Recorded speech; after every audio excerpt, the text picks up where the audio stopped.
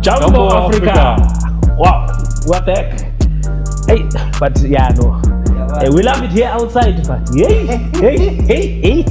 I thought we were in summer, but it turns out it was still in winter. Yeah, Johannesburg is very cold. Do you think the cold front is a reflection of the developments from yesterday? And it's right behind you. Yeah. So that breeze is coming right behind you. Yeah, no. The calabash, the beautiful calabash. We are back again at this time talking more African football news. A lot has been happening, but I know that South Africans have been looking forward to hear more about the ruling that came from FIFA around the decision to take 3 points, deduct 3 points from Bafana Bafana after SAFA were found guilty of fielding an ineligible Teboho Mokoena. Obviously, a decision that has shaken a number of people in the country.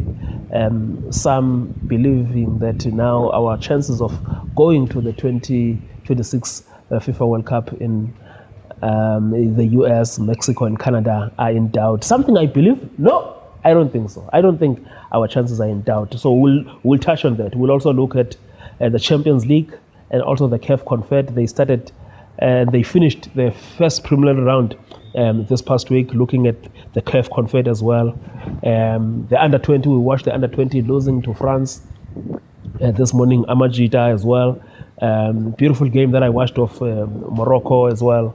And we must also look at what happened as well to Nigeria losing to Norway.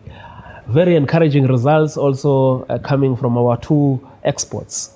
Coach Rulani Mokwena winning this past week through to the next stage with MC Alger in the CAF Champions League. Also in the Champions League, another man, now a lot of people are looking at what he's doing in Zini Hotspur in Eswatini. Mandla Qhogi, formerly of Milton FC and also DDC coach at Orlando Pirates, produced a number of players at Orlando Pirates, Coach Mandla Qhogi. They'll be playing Simba in the next stage, so that's something there. And also Coach Fadlu winning his first game also in the Botola Pro League. So, but we'll be touching on all of those developments. So we spoke about this last week, and we were thorough in terms of narrating what the DC of FIFA will be looking at and the precedents. And I'm sure as an experienced scribe that you are, you're not surprised at that outcome. No, not surprised at all. As soon as FIFA announced, you knew where this was going to go. As you have indicated, there's precedents. And it didn't matter whether it was a protest or not. The fact that remained was that we fielded an ineligible player, and when you do that, you get punished. I saw two statements yesterday when that announcement was made from the minister and from SAFA. The minister is talking big as always. He's saying it's going to be an investigation to get to the bottom of this, and there will be consequences. We will wait and see about that one. SAFA statement, there's an apology somewhere in the middle of the thing. There's not even a single word about mentioning as to what is going to happen to the people or to the person who led to this mess. That for me was a disappointment. I think SAFA needs to act tough to ensure that something like this must never happen again, and also to put the public into confidence that they are intolerant to unprofessionalism. What has happened should not have happened, but hopefully maybe from the minister's side, he may force SAFA to act, because they have to act and heads must roll. But I'm interested also from a player's point of view, and also the coach in terms of how do you think they are reacting to this?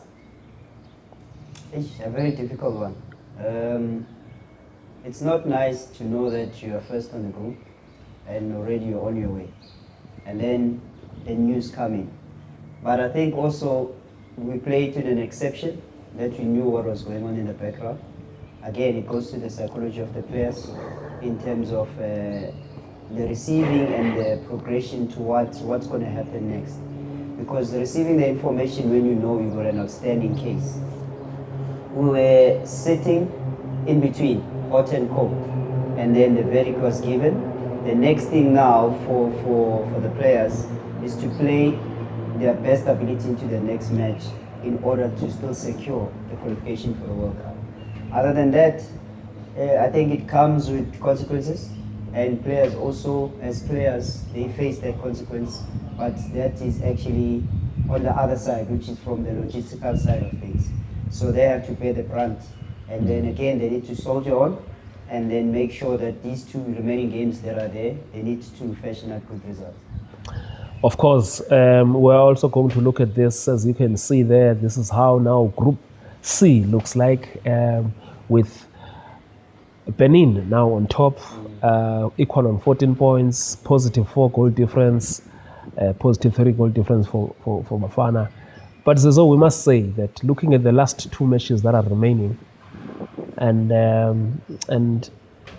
I do think that it is still Bafana's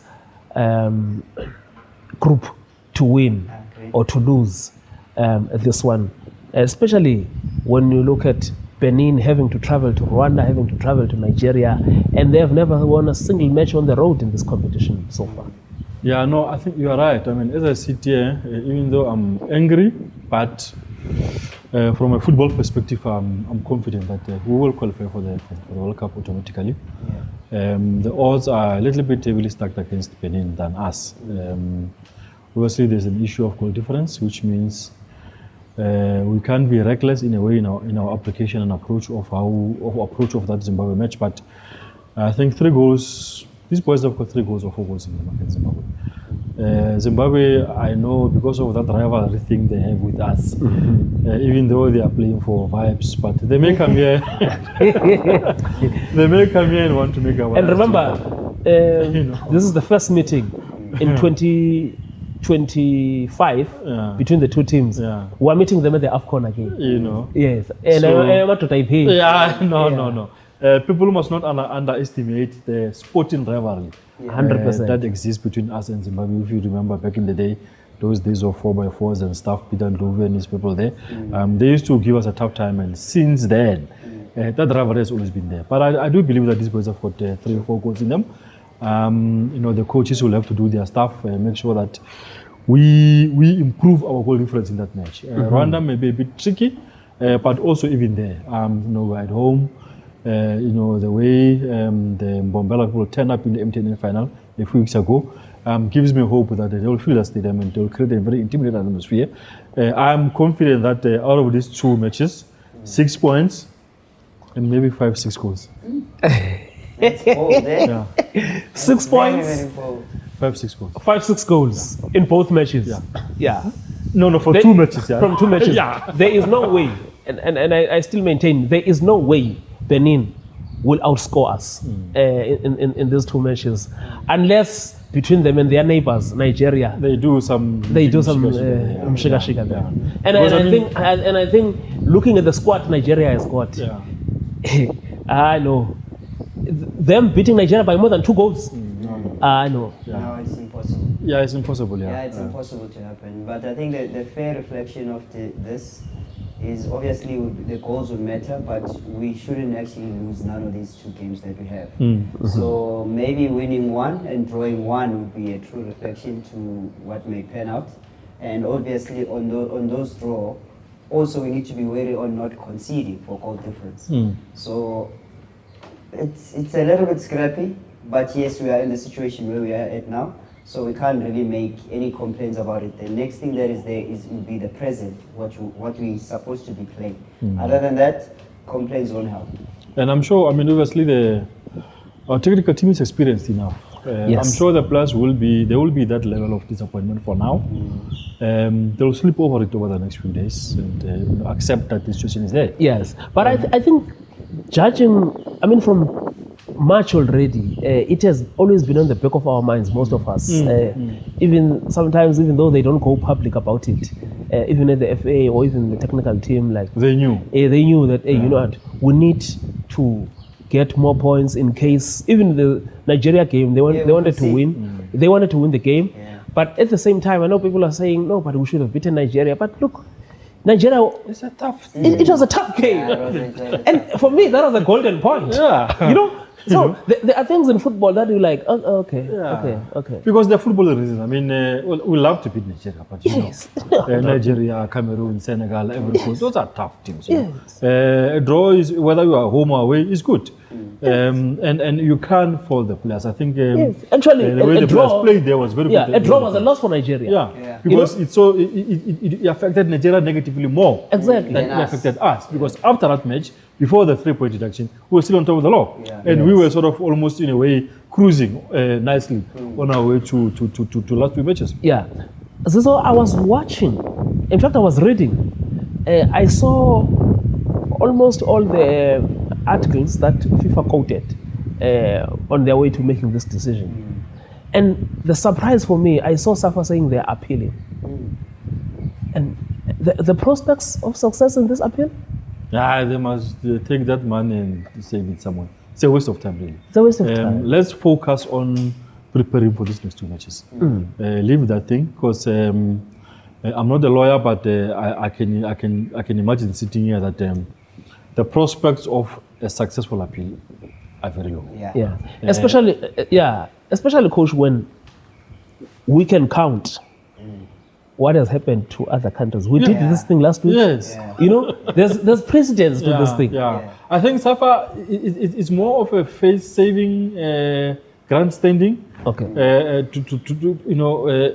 Which is the public pressure. Yeah, you know, to try and fool the public. Yeah. But there's nothing here. They are just wasting time. Let's focus on Hugo Bruce must not be drawn in this madness. They can do whatever they want to do in the office, but Hugo Bruce and the technical team and the players must focus on those two matches against Zimbabwe and Rwanda. That thing of SAFA in the office, we don't want to get entertaining with that stuff. It's going to disturb us. We want to win these two matches. You know, and I know that SAFA is seriously short-staffed. So any major changes to the personnel now might also jeopardize our chances, especially with the call-ups, everything. You need someone who's used to that. Maybe is it not ideal to deal with these qualifiers first and then they must act? Yeah. It's because also, you know, the backroom staff, the people around the team, there's chemistry with players. There must be chemistry with clubs that our players are playing for. So changing people now, you are right, it may cause problems, but we must not defend poor or unprofessionalism with that kind of stuff. Yes. No. If people have to certainly move, after this yes. If people have to move now, we'll have to move them. There will be others who can come in there and do the job. It's as simple as that. We can't say, maybe who's going to be doing the job because of this, because of that. No. If somebody has done wrong, they must be moved, and then we get someone new there. Yes, I'm sure there's someone somewhere who can do the job. Who can do the job, because I mean, this is why, and I'm saying for me, is so in a country where we've got thousands of students, of graduates, sports management graduates, working at KFC, working at Steers, and never even, and some even went to do even your honors or even your BTECs, you know, in this thing, but they are not working in that field. So we shouldn't be in this situation. Heads must roll. Mr. Minister, do your thing. Heads must roll. Yeah. Well, Niger is celebrating, of course. Of course, Niger. We don't expect them to be like that. We always know them that already their tickets are booked. Them panicking and calculators, it's something that is foreign to them. But anyway, the game is evolved. Well, as I'm saying, Niger is celebrating, Osasu is calling me.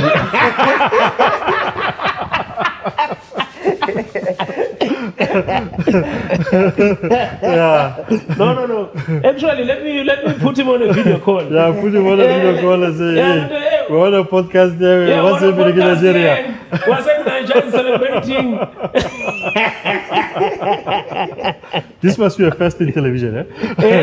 What you are doing now? It must be a first in television. Yeah. As we are recording. As we are recording the main phones. Yeah, Osasu is calling me and... Yeah, no, Nigerians will always do that. Their chances are really, no, they still remain slim. Yes. Even for the best second qualifiers, the chances are still very slim. I think they'll have to win their last 2 matches and hope that other results go their way. And that's how it will have to be. But, for Nigeria not to go to the World Cup, whoa. It'll be good. Me, I think it'll be good. Yeah, no, it'll be bad for them. No, it'll For be us, we good. don't care. No, for them it'll be good, and I'll tell you why. Also, the administration is in shambles. Yeah, So definitely. everything that is going wrong, there need to be repercussions for it. Yeah. So for them not to go there, they need to go down because decisions are going to be made on merit. How did you not qualify? What were the administrative things that actually hindered that? Who are the people that needs to account for that? And then we start moving from there. As much as they can watch this and be angry, but I think it's true. Once you start getting their heads to roll, like our own house is not in order. Their house is also not in order. So in order for them to understand that how serious these matters are and how serious administration needs to be taken, then they will get the confidence of players in order to move them to a better place. Definitely. Yeah, Aish Naija, man. Because you see, the sad part about our group is that number 2 from our group will not make the playoffs. Because only the top 4, ne? Yeah, so it's not gonna fly. Because some teams are already in 16 and 18. So it's very difficult. Yeah. It's going to be very difficult. Yeah. But now, tell me, in terms of, somebody was asking me that, do you think Nigeria and Benin will still apply to FIFA for the game to be taken away, not being played in South Africa? But what difference does it make? What difference does it make? Because for me, even if the points had not been taken, but still, our qualification from the first game were not definite. Because we still needed to win. You understand? So I just don't understand this fascination. And one of the things I was challenging one of the groups I'm on the continent is Morocco has been playing. Morocco qualified for World Cup 2022, playing matches at home. Is it because now it's happening in South Africa? Our neighbors don't have stadia that is approved. And it's been like that for the past 5 years, but it's just that maybe we're not thrown against them like we are now. You understand? Yes. So, I mean, really. Well, Lesotho can take the match wherever they want to take it. I mean, they must go and play. That's as simple as that. If Lesotho want to play in South Africa, they've been playing in South Africa. So, I mean, this past weekend, their team in the Champions League qualifier played in South Africa. Exactly. So, what is the problem? Exactly. Okay, they must go to play in Morocco then. Let's see how They that must mind goes. their business, man. Hey. Because we don't have control over where Lesotho takes their match. It's They their must business, just not our mind their business. own business. Their business is they must qualify. That's all. Leave these smaller things of who's playing where. Nigeria must just stay out of these things. It's not for them. They must just They don't get have to out come of back these here. things. I'm They told they're must going not to, is it complicate their Polokwane now or lives. something? They must focus on what needs to be done. Hey.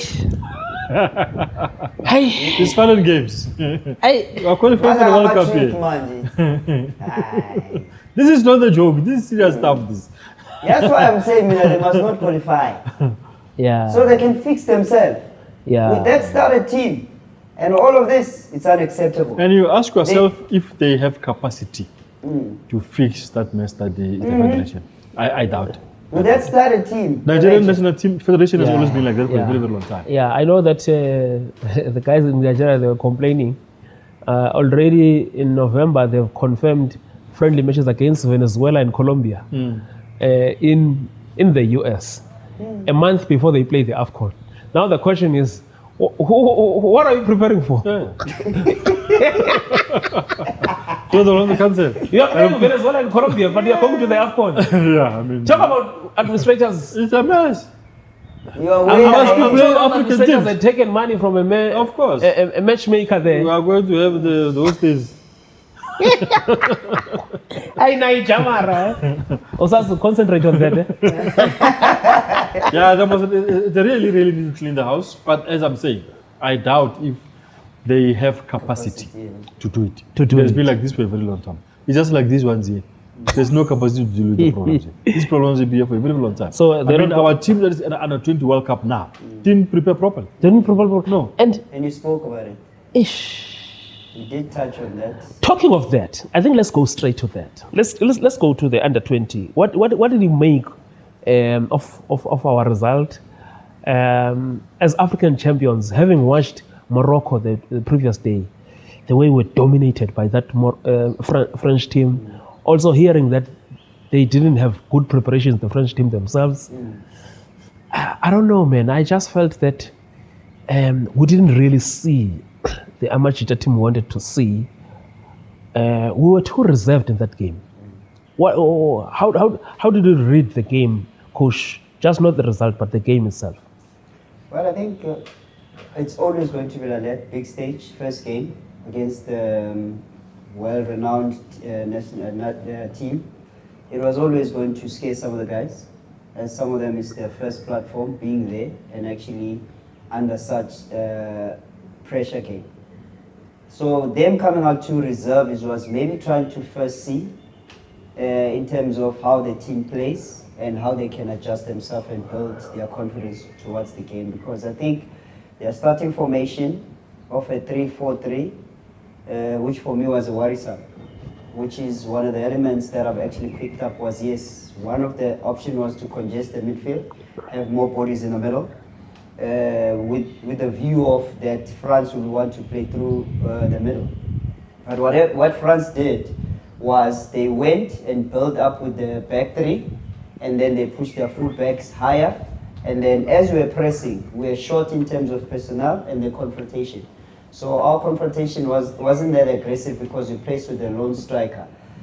France could easily bypass our press and then get behind with speed, because the numbers that they had, so on their build-up they tried to drag us in so then we can push up into a high line, and which now that caused what? Our midfield was not able to actually to help the back three, or the guys at the back. So what France then did use was quick change point of attack, going through the wings, creating a numerical superiority and adding numbers on, or bodies on that space. Strikers moving, drifting the defenders wide so then they can get in. Because if you can check the goal that was scored through the traffic. They first pressed the ball, and then from there the ricochet ball that came back, and then the shot was taken through the crowd. And then they figured out, whereby when they came back the second half, they started understanding that, okay, where they find most of their joys will always be on the side. The guy that came in, I think it's Mikel or something, number 7, that got in, that cut inside and then scored a beauty of a goal. Again, it was not isolation, going to the wider areas where they were setting pressing traps for us. And also I think the attributes that actually killed us a lot was the physique of the game. As much as we created chances for ourselves as well. It was easy, we created half chances, but I don't think we did much fluid in the position up.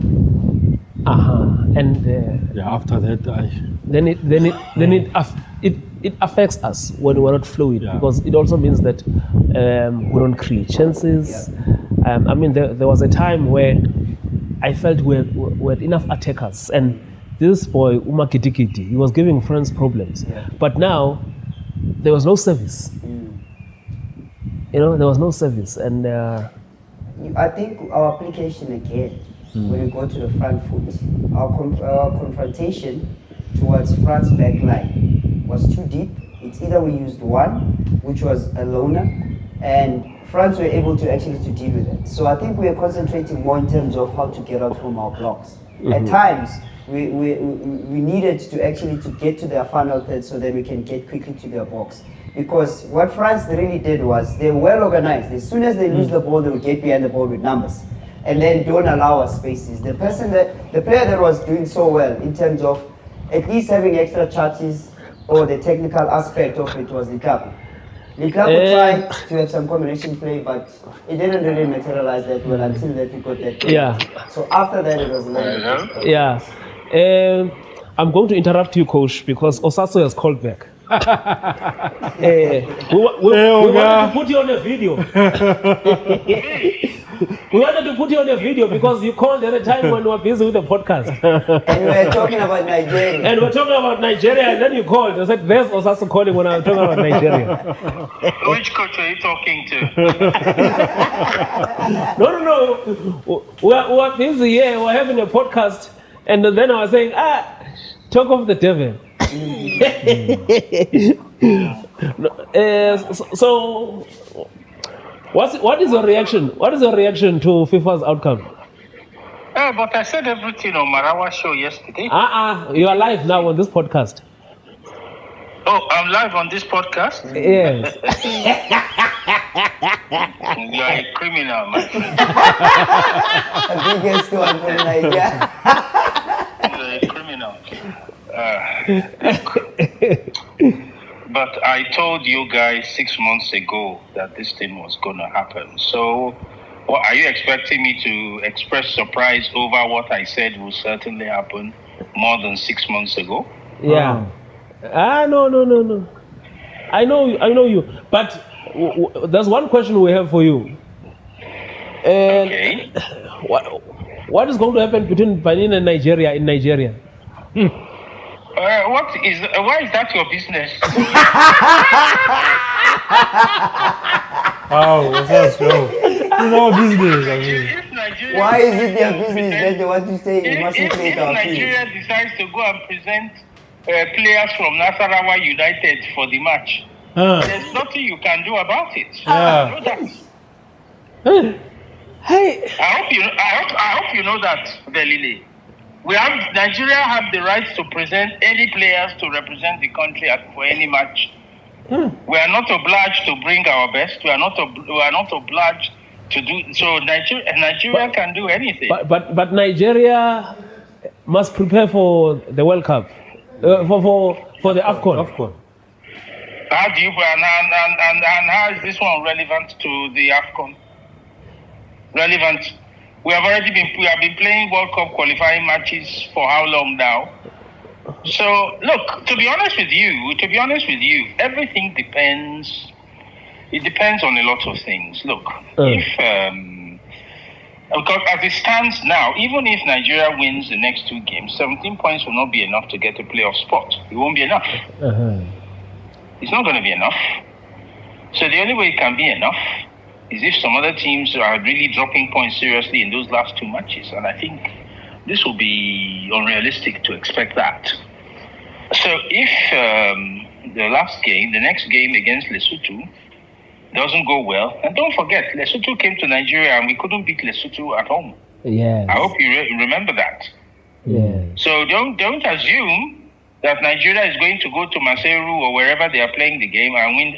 That they are going to South Africa, I beg your pardon, to play the game in South Africa and win the game in South Africa. Yeah, that assumption will be a very dangerous assumption to make. If we couldn't beat Lesotho in Nigeria, best pitches in the world, and yet they decided to take a game to Bloemfontein. And as a result of that game, 2 of our players are on long-term injuries now. So Ola, I know, cannot play matches in the Premier League for the next 3 months. Wilfred Ndidi cannot play for his club in Turkey also because of that pitch. That pitch was responsible for their injuries. So you wouldn't expect Nigeria to be happy with South Africa after that. So because of that unhappiness, you want to inflict pain on South Africa by handing the game to Benin? Am I the Super Eagles? Do I play in the Super Eagles? Am I the Nigerian Football Federation? Well, but I'm only telling you. I'm just being brutally. You know me. I try as much as possible to be honest. Correct. Yeah, no. Actually, I'm releasing your interview this week. That is going to. I don't know. It's interesting. Why are you afraid of my? Why are you saying? Yes, because I'm saying the things you South African journalists you are not ready to say.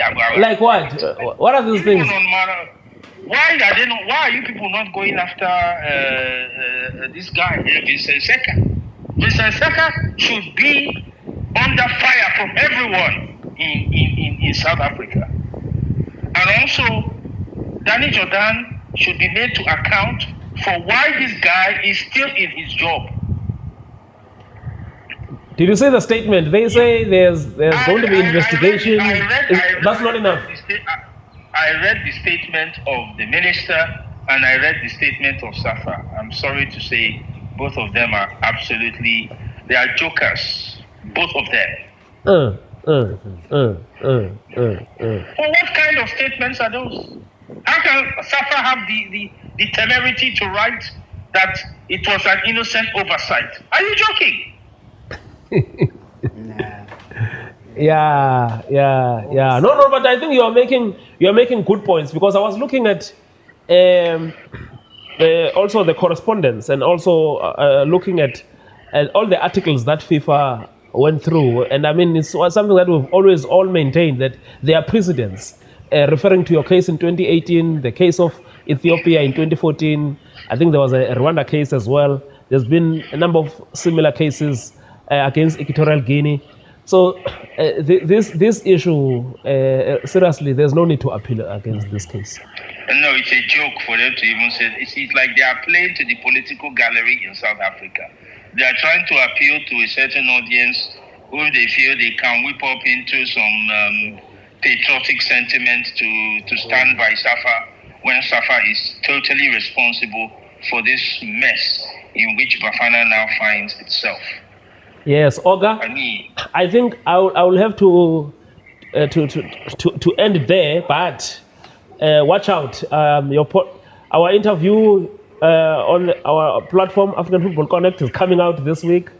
But thanks so much for your time. I will come back to you when we are done here. But we will celebrate together on the 14th of October when Bafana Bafana confirms the qualification. When Benin qualify for the World Cup, I will go to Cotonou and I will go and celebrate with them. Yes. No, I told Genotro. You know, Genotro is my very good friend. I know he's your friend, and I know he's your friend. So I will go and celebrate with him because Nigeria did him bad. Nigeria disrespected him. Yeah. When he did nothing wrong. So you feel that Benin. So you feel that Benin for the first time is going to win an away game, something they've not done in this whole campaign, and score goals. This is football. Osasu were playing at home. You seem to have forgotten. This is football, and in football anything can happen. And now they know that if they put in all their effort and they succeed, millions of dollars are coming. Don't you know that when people think of that, they can quadruple their effort? Yeah. Bye-bye, Osasu. Thanks for your time. Sharp. Bye-bye. Hey. Yeah. Hey. Yeah. No, it's interesting points. Yes. We may see a Chan squad playing against Benin. Ish. It's possible. Yeah. It's possible. Yeah. Anything is possible. They can spite us, ne? Because you can see now that it's a regionalism issue now. Yeah. You heard the man. He was gonna fly there and go celebrate. He's friends with the coach. I know. And that's why he's also been pushing. Because FIFA, this matter, I mean, you just look, after 6 months, so the pressure that Nigeria put Lesotho at some stage, now Lesotho has got a first win against Bafana Bafana at international level. A whole 3-0. Rulani Mokwena doesn't have a goal now at international level. Jadil Adams' first goal is gone. We go down in the rankings. Yes. You understand? We were inside the top 10 already. Now this. Thanks to ineptitude. But yeah. Heads must roll. Yeah. I will say it again. Mr. Minister, do your job. And we were still discussing Amachita, because now they must come back for the second game. I watched in New Caledonia.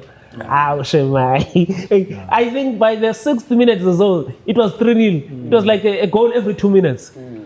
ended up losing 9-1. Now I know that FIFA, okay, they want all their regions or their confederations to be there, but I gonna let's say Oceania. Yeah, I think that's the good thing for our boys. They will definitely beat the New Caledonia. I mean, Yes. probably they'll even beat them by even a bigger margin. Yes. For confidence, Yes. as the coach has already said. That match last night was not really a polished performance by our guys. A lot of things that we were hoping to see, we didn't see. And the boys admit that even themselves. Yes, and also that's an important thing in a tournament where you have to accept what you got wrong, and then you'll have to go back, do corrections, as coaches always say. Yeah. Do corrections and come back strong.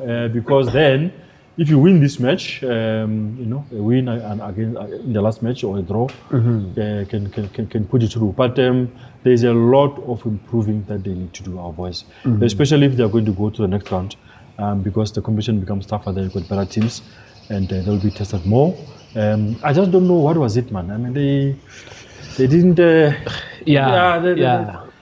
I think you would feel that having been in AFCON, they know how to play tournament football. But so, I want to come to the coach on what you are saying. This is a team that has not played a single international friendly match there. In terms of acclimatizing, playing in those conditions, how important was that? Yeah. Because now they are playing a first. Obviously, a friendly is not competitive, but you are getting into the tournament mode. I'm sure if this team had played at least one or two preparatory matches there, things would have been different. Yeah, I was listening to an interview. I just forgot which other station was it, where I think it was Robert Marawa. I just forgot who was interviewing. That is actually on that side as well, where he spoke to the players, where they were doing activation, and that was their first time doing activation. And the remarks that the players made were, hey, this ground looks like a carpet. Yes. Now, coming back to what you're asking right now in terms of acclimatization and feeling the ground, I'll talk from the perspective of a player. We are right here at the Calabash FNB. Correct. Chiefs will normally come and play here match day -1, just to have an advantage of the field. So this also speaks to the players arriving there. Well, playing international friendlies, going outside the country, that's different because again, you need to place it closely to what you're going to be facing that side in terms of weather, in terms of what's going to be happening on that side. So the field plays a role, the weather plays a role, also that will inform in terms of how we're going to be adjusting and acclimatizing to what is going to be happening. So if it's your first time and those guys have been playing there, and ironically, we also played our first game in Toulon Festival against the same France. We lost 3. We lost 3-0 against them. So when I was watching the match yesterday, I had deja vu. I was like, this looks familiar to me. Because it's exactly how we went through the tournament. But again, I think the important part of raising the fact that acclimatization was always good, at least if they would have went a week earlier, just to familiarize themselves also with the place, because not a lot of players that are there are world travelers that have been outside, that have traveled to the European countries and maybe have tournaments that are actually been taking place. It's a few. It's like Smith is the only guy that is playing there who is applying his trade in England. So you could see also on him that it's something that is normal now to him when you hear players saying, hey, this is a carpet field, which is good. But if it's your first time doing that, it's going to be a shocker. Sure. No, very interesting. I must say. So let's see. They're playing. Is it on Saturday when they're playing New Caledonia? Yeah. So they're playing New Caledonia on Saturday morning, 1 a.m. Our time. We must see how things are going to go there. But I told you, Morocco. I told you. I told you, and they took them on. And you admit. Yes. I admit you were here. Yes. When you spoke about, you said, yes. Watch Morocco as they. Yeah, I thought they would beat Morocco, Morocco. like, it's the And they were meeting but this is a Moroccan team that arrived early there, settled, and Yeah, think sometimes you the could say- opposition is just better, you know. If you play against better opposition, no matter how prepared you are and that kind of thing, you know, you always come second. But we are not saying preparation is not important. I think Yes. they will probably bounce back and grow into the tournament because of they are prepared. yeah, and that kind yeah. of No. We'll definitely come back now. But now we must beat that US, or at least draw against US. We beat these ones. We draw against US. Yeah, we are- Won 4 points. Yeah. 4 points should be enough, even if we don't finish second. Yeah. But 4 points should be enough put us to and as one of the favorable third positions. Yeah. You know, so. As things stand, it's not all lost for us. But I was really encouraged to see Morocco winning like that. Yeah, they imposed themselves. I think they did everything well in terms of what Spain wasn't prepared for. I know when it comes to the development side of things, development football, which is the stage that we're at, where we're trying to get a feeder to the first team. They go into details on how teams play, and then they go into detail how they attack, how they defend, and their overall squad. So that becomes key. That becomes very key in terms into the national setup. So me seeing Morocco, the way how they apply themselves in terms of group tactics, individual tactics, and also the changes that were made, they were influential. That just tells you in terms of Spain. I didn't expect them to actually to have that result that actually Morocco got. Maybe the worst was for them to draw because of how they exerted themselves. But going out there, winning outright was for me was like, yes. Yeah, no, classic There's football. a lot of improvement. Yeah, Nigeria obviously losing 1-0 to Norway. We did say that this Nigerian team is not the Nigerian team that we know. The other day, Japan also beating Egypt by 2-0. Also Egypt, we saw them even on home soil that they were not really, even though they beat us in the opening game, but they were not really at this fine product. But we move to CAF Interclub football. Not really surprised, and I think, Coach, you were spot on with your analysis leading to these two matches, especially here in the CAF Confed Kaizer Chiefs. It was very tight. And I think when the draw was done, I did say that for me, if where I see challenges, it could be in the first game for Chiefs, because this is not an easy team. And then Kabuskop, you could see they really came here to compete, and they were without some key players. What did you make of that? Yeah, as I rightfully analyzed it, Chiefs applied the very same tactic that we spoke about prior to their match, which is they introduced a lot of speed, a lot of guts and driven team that wanted to really do it. They scored first. I think they could have scored more. The game could have ended, didn't have to go to the penalties. Easy. They could have went 3-0 towards that game. But I think the application was quite good from Chiefs, from a defensive perspective, from their build-up schemes, from the final third. The most impressive thing was, like I said, offensive balance was going to be key into this game, because that will require them to score goals. And what a way to do it. They went out there and then they really pushed. The key players that I've actually mentioned also was the Lepo, and we expected also Modi. All those players with speed, they will get in box entries as quick as possible. They're actually the ones that were primarily selected to them.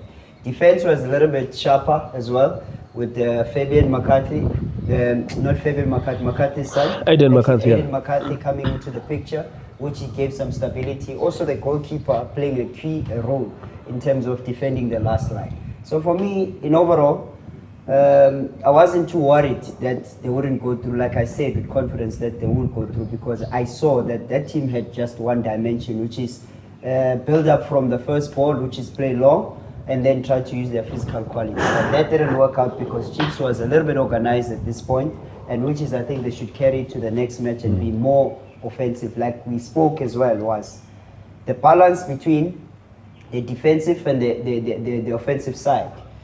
we saw a shade of a 50-50 because both sections, whereby they were trying to work as hard as possible to get the ball to the final third in order to get more goals. And also they defended quite a little bit better than they actually did on the first round. Yeah. So one of the things we've been talking about Chiefs is up front, but so far this season we've seen Silva coming in to score goals. We also saw Mayo scoring in his first game as well. So it does look like, especially these attackers, these new players, that's what they need. And obviously today is the case of Velepai and Bartman versus Cape Town Spurs. So if the two players win that case, it's also good to see that both players are registered for CAF already. So it's just a matter of them winning this case. So it's, I guess at this stage, especially for the next stage of the competition, Chiefs needs more of these players as possible. Yeah, I saw Silva. He's got a very good instincts coach of being in the right place at that time. He doesn't score these spectacular beautiful goals, and he's always there to clean up and finish. It's one thing that maybe they've not had in a while.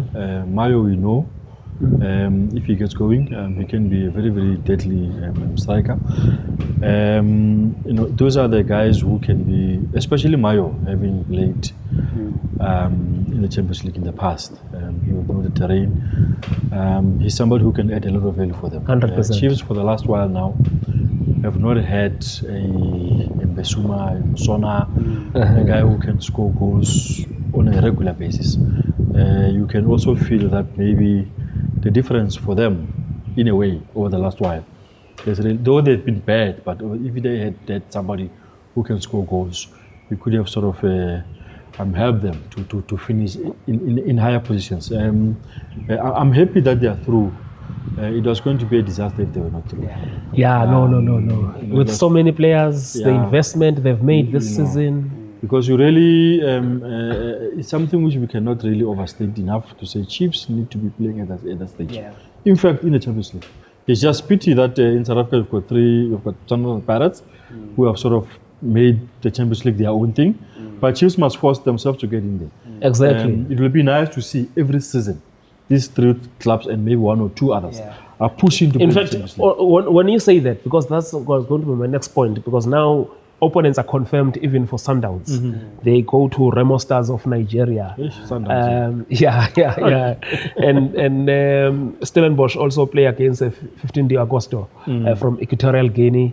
And obviously Chiefs is waiting for the winner. They are concluding this week. AS Simba from Congo Brazzaville, and also Jabal Diakoni from Comoros. But I feel this is a banana skin for Pirates here. This is one game that they must really look, but it was encouraging to hear the coach saying they've already started even following these teams. Last week, Senololo Popo was leading 1-0. They are leading 1-0 against Al Merreikh from Sudan. These are two strong teams. But I'm really looking forward to the possibility of having 4 out of 4 South African teams in the group stages. Yeah, for Pirates, whoever they get, they must be prepared. It's going to be tough, either way. Because those are established teams with a lot of experience in the tournament. They've always been there and about. For sure. You can feel that the owners of those teams are serious about Champions League, proper Pan-African football teams. So either way, they are in trouble, Pirates. They really need to win their game. Sundowns, they will have to. Nigeria is not easy. It's not an easy place to go to. But they've been in these situations before. Sometimes they'll be able to navigate around the stuff. Stellenbosch, also, they should draw back to their experience of last season. I think they've travelled fairly well. Going that side may not be an easy thing. For them, I think go and get a draw, depending on who plays first and who plays second. Confidence booster in their current situation as well. And they are not doing well in the league. Maybe they can go and get form there. I'm really looking forward to it. But I think the biggest match for a South African perspective will be whoever Pirates get. Al Merreikh those guys, they run 90 minutes. It's not easy. And, you know, like they're physical specimens. You know, they can run and they can fight. When you go to St. Ololipopo, it's hot. It's very, very difficult. The crowd can get into you, so it's going to be very difficult for them. Sundowns, they should be able to navigate, because even Sundowns also, I think Nigerian football teams have not been doing well over the last while. So they will take advantage of that. But obviously, looking at what's happening now with Bafana and, you know, the World Cup qualifiers and the stuff, political stuff that's happening in the country with Nigerians, it will add some spice there. Yeah. So these games that they are playing are on that weekend. The weekend we finished playing. I think the fortunate thing for us is that we're playing our matches at home. So at least players can go back to their clubs quick, and then they travel. Instead of what used to happen, where the players will be flying from Algeria, going to Tanzania, where Sundowns will be playing, and then there must be a private jet. Well, Caristo, you know which Sundowns is private jet, It's easy for them. This thing has got labels. This thing has got labels. Not everyone, though. Those things of sleeping on the benches at the hotel there in Dubai. Comrades, please. And I saw. Yeah, but also we must be proud of our exports. Coach Rulani as well, also through to the next stage. I mean, this is something big, because they had played a goalless draw in Liberia, and it's not easy to travel on the continent. But at home, they did an easy job, winning 3-0 against CAFCL from Liberia. But what I liked, I watched that game, the last 20-25 minutes of that game was just the application to see that the team, MC Alger, is already playing according to Coach Rulani's philosophy, and they are trying to master it as well. Obviously, it's going to be a different ball game in the group stages, but it's good to see the identity of the team meeting the expectations of the coach.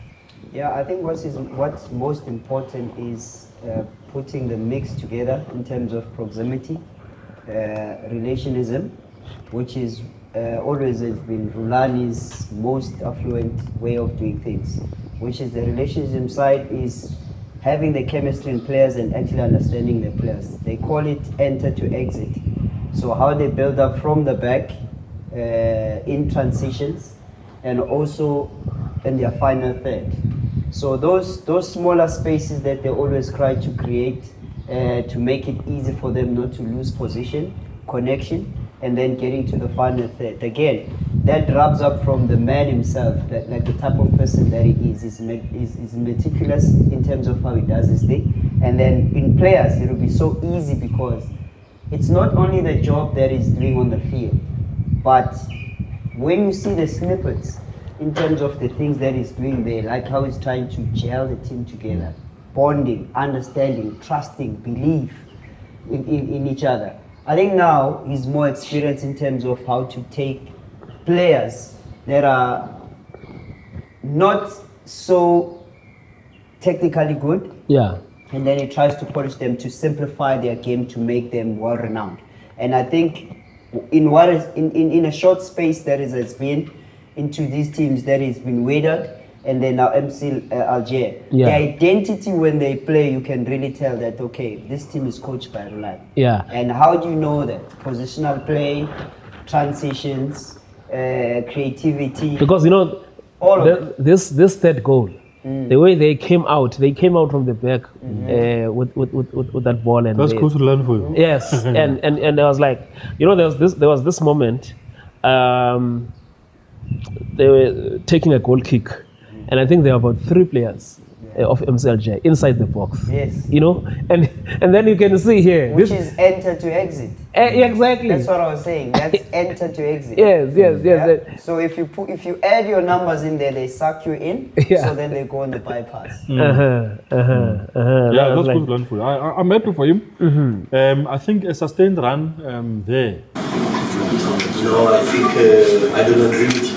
I think we play at a very good level. Champions League games are not easy. But of course, we are very, very far from the level I expect. Can we play better? Yes. Can we make some situations better? Yes. In some build-up situations, some progressive situations to come into the final third, some final third decisions in the last 10 minutes. Of course, we can do better. But I am very optimistic about this season. And as the coach, you will never hear me complain about the team or the players. I've never done that. I would never complain in the media about the players. What I want you to see is the work of us as a technical team to improve the players. And this is what we are focusing on. Yeah, it's Champions League. It's le match avec les champions. no. It's a very aggressive team. On a joué contre une équipe très agressive. And the only thing I was actually praying for is no injuries. So we have to check a little bit the ground up. Hopefully it's nothing serious. But at this moment, I think the mentality was good, the respect was good. I said it's important to acknowledge we won a very difficult game. The 0-0 away from home was not my chance. They were very good. Yeah, I watched the first leg. I think maybe the Jabba a little bit stronger, but okay, this is Champions League, you know, it's either or is very difficult. And in this moment, going to Cameroon or Senegal from a weather and geographical perspective is probably the same. But we are getting a lot of support from the club, and we have to thank the president for the travel logistics in terms of direct flights, and this helps a lot. But now we will watch the two games as analysts and not as fans, because the first leg we watched a little bit as fans. So we'll analyze the game tomorrow and we have a better indication. On your first point, I think you 100% correct. Congratulations. I think we have an incredible technical staff. We are at an incredible club. Incredible people, and it's always good when they get the praise that they deserve, because a lot of the time in the clubs, a lot of the attention is on the coach and the players. But in a big club with a lot of success, it's never about the coach. It's about the staff and the people who support the players and work very, very hard. So I agree with you. They are doing incredible work. On the fans, well, I think the players have a bit of experience in answering a question. I think they have a bit of experience with dealing with the fans. But I think they are no different than Maludia fans from any other fans of a big club. They are not different. The fans of a big club, all they want to see is commitment, is passion, and they want to win. This is the pressure of playing for a big club. And it's normal. For me, it's normal. I have to take a moment to thank our fans. Today. We see them in the city center in Algiers. They come out in numbers, and I've never seen this before. Yeah, so we feel their love, we feel their passion, and we try to make them happy every single day. I want to say thank you, and we can't wait to have them in the stadium.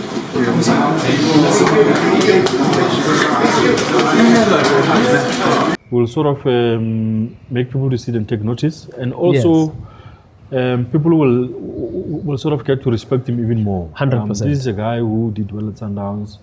Didn't have the best of times at Wydad. I think also there we said it here. They rushed him. They should have been patient with the guy. And the group stages is going to show that. Yeah. Those legends that always talk.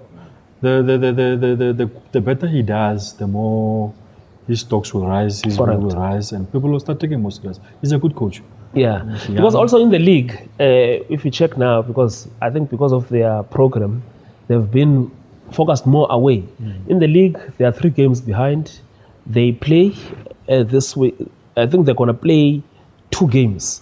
But one thing I've noticed is that even during International Week, maybe it's also because international players are players who are based in Europe. There, even they will play. Even on the 10th, they are still playing when we're playing Zimbabwe.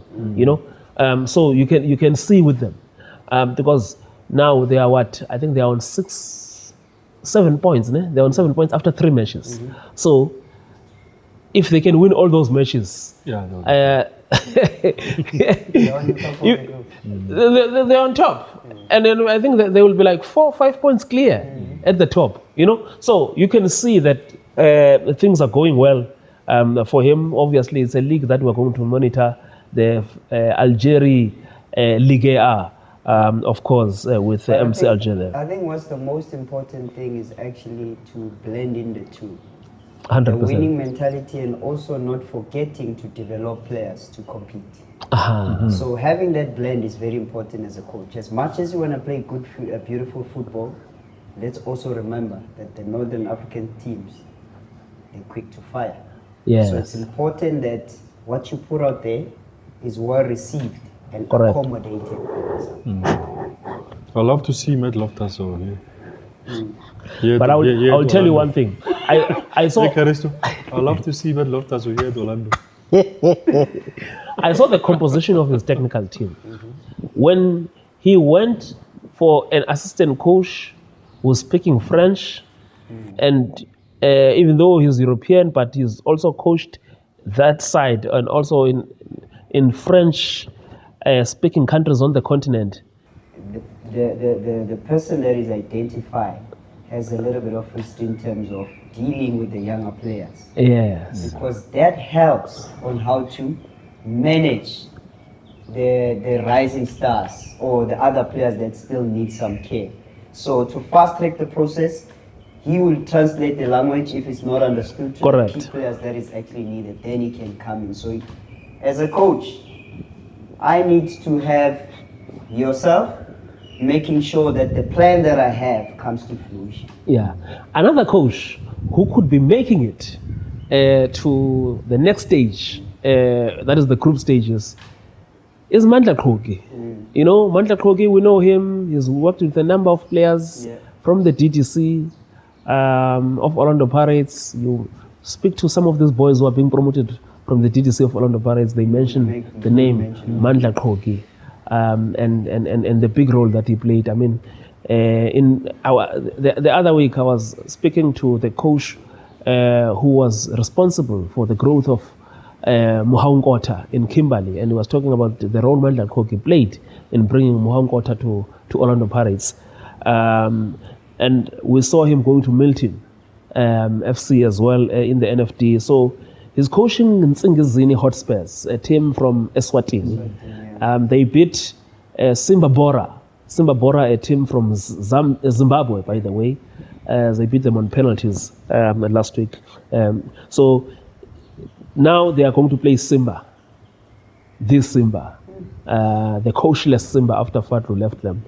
But I think for me, whatever happens in that, it's just to see South African coaches, especially qualified, CAFCL licensed coaches, doing wonderful like this. It will be good for him. I think, as you are saying, a lot of people are not, most people, South Africans probably don't even know this guy. Yes. Against him, obviously, you just feel maybe it's too far for a small team like that. But they must go there and just enjoy. For him, valuable lessons will be learned from there. And it's a pity they don't have a coach. Sometimes coach will agree with me. A so-called smaller coach, when you go to that environment, you may want to spend some time with the coach that is there, who's more established, pick up a few things, learn, and then bring that experience back to the club. So I think it will be a fantastic experience for him. I'm happy for him. We always talk about young coaches taking responsibility, and then when you see these people like this, like him, doing that with Hotspurs, it's a good thing, and I'm hoping that they can cause a massive upset. It's unlikely, knowing that Simba and ambitious team. But I think him and the players must just go there and enjoy it. It's something which may not come again or come again in a long time. Yes. So it's here now, and I hope he doesn't get disturbed by all the noise that's going to come with this success. But just stay focused, do the right things, prepare, travel, and go and enjoy the experience. Coach, I know that there's more of you guys who have CAFCL licenses, CAFB licenses.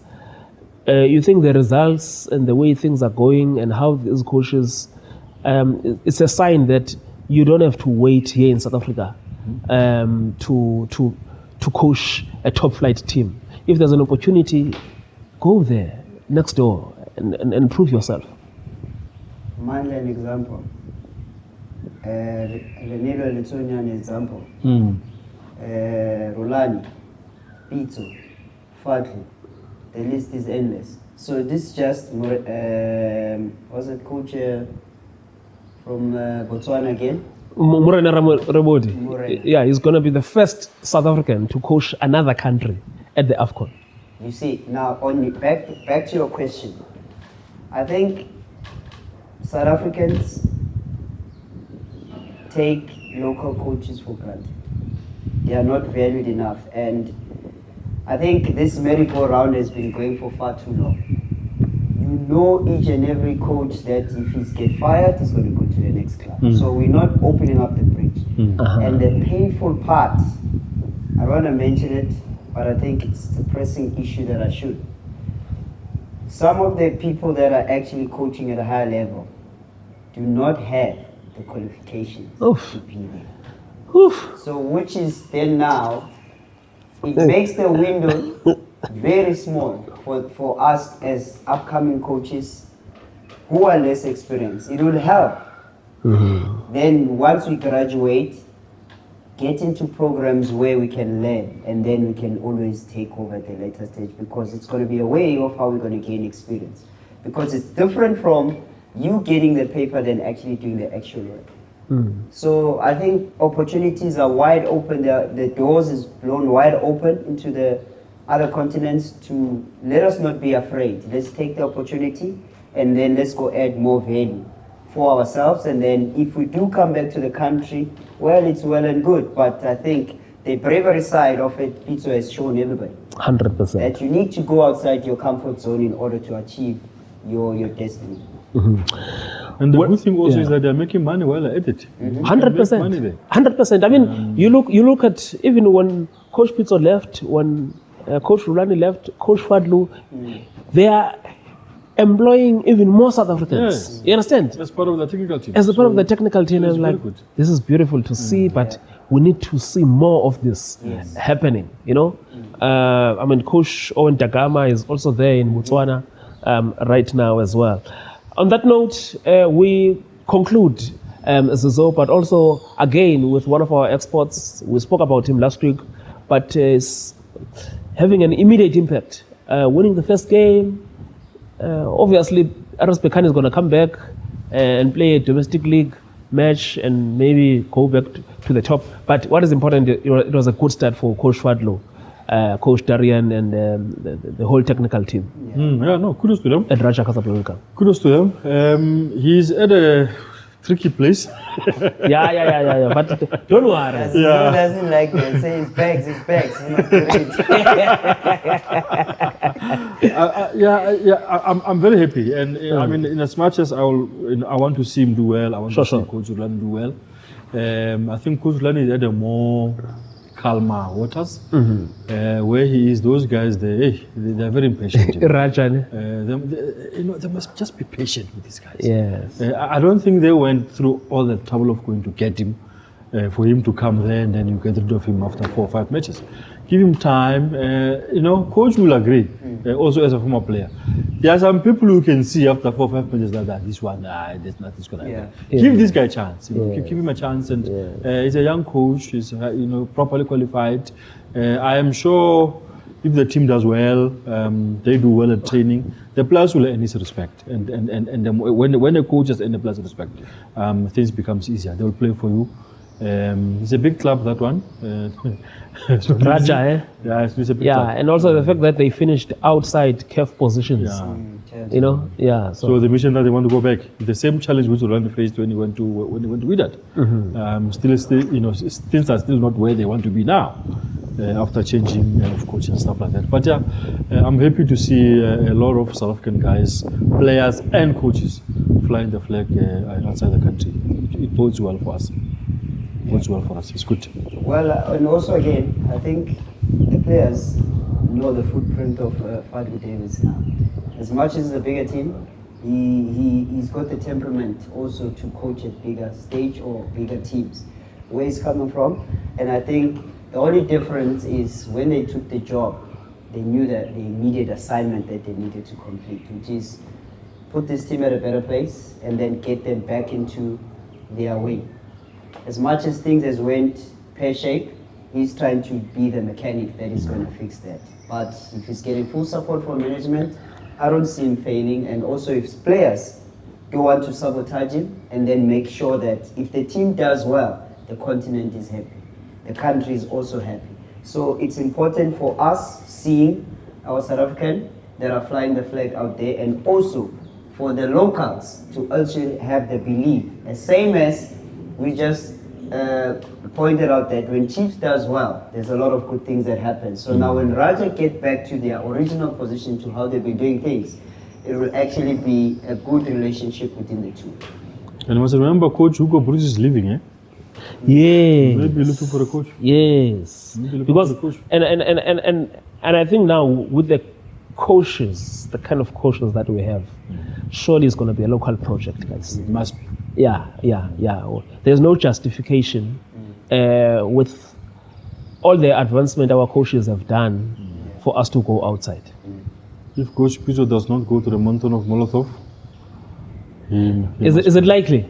Because I think this week I think the there might be departure a is going change to be of heart. official. Is it? Are they? Well, I mean, I still say he must go there, but Yeah, we can't Ne- be wasted. I spoke to Tlhompo Kekana during the week. Yes. He's saying it's one thing Coach Pizzo going there, but it's going to be another if they are ready for him. They must be ready. He says they must clean the house. Coach Pizzo wants to get there. Wherever he goes, he will need to find that they must sweep everything. Must be clean. And then he puts his own finish. Yes. Uh-huh. That's That what- works. Don't, that's why don't the tell man- us you're keeping that and this No. when I'm not going to use it. This is from a man who won the Champions League with Coach Pizzo. He says they must be ready for him. Sure. The players, office, everything. Sure. When you give someone a role to deliver something, deliverables will always come with the discipline that has to be installed. So if there's less discipline and there's less selection criteria, then the project won't work. So And Karisto- somebody that comes in and says that. Carito, imagine from us, the journalists, the content that will come from Chief to Coach Pizzo. What Coach Pizzo? No. Remember what Coach Pizzo said in 2012, December 2012, finding a team that was, I think they were number what? 15. Yeah. Sundowns was number 15. I will awaken the sleeping giant. Oh boy. What is done was more than Knowing what we awakening know. that sleeping giant. Yeah, what a legend. You can go on Google and Google that. That's I did an interview with him. It was so at it the was Sun. against the fence, man. But also it was at the Sundowns offices in the boardroom, and he had just won the league then. He said, "I will awaken." It was before, in fact. I will awaken the sleeping giant, and he did it. He did. The giant is still there. Yeah. The giant is on, and they may win Yeah. the league for the 9th season in a row now. Yeah. So, are you directing this to the Kaizer Chiefs board? No, I'm just saying. I said it before, and I'll say it again. Yeah. The only person right now who can consider Chiefs is Coach Pizzo. He's available. Is that it? And I On that think, note, and I think the deal can only be done by the chairman, not anyone else. You're saying this for the second time. Yes. Why not only the chairman? It's at that level. Okay. This is not a small matter. For now, This is where we're in a company where they say even the CEO must wait. yeah, The chairman must do this. but it must do it himself. On that note, let me tell you that we are waiting for the final squad to be announced. When the squad is announced, yes, but the squad will be announced soon. But we can also not wait after the international week to see which teams are going through, because we want to see Neo Mayema, we want to see Direk, or even Mandla Qhogi in the Champions League. And why not? Maybe drawn even against Sundowns or even Orlando Pirates. Wow. As Zizo said, Coach Rulani coming to Orlando, or Loftus, or Lucas Moripe. Woo! Banda. Hey. That will be something, eh? Eh? That will be something, I tell you. I mean, think about Lodge. SOS. Yeah. Oh, yeah. You know? So there are too many subplots, You know? too many stuff that can happen in this Exactly. episode. yeah. You know? And, we can't wait. It's Bring it growing on. nicely, man. Yeah. Can't wait. Bring it on. With that. It's Yeah. fermenting. So once it rises up, we want to see. Everybody is waiting with patience. Can you imagine the coach Rulani Mokwena mess them in as one at Orlando? Yes.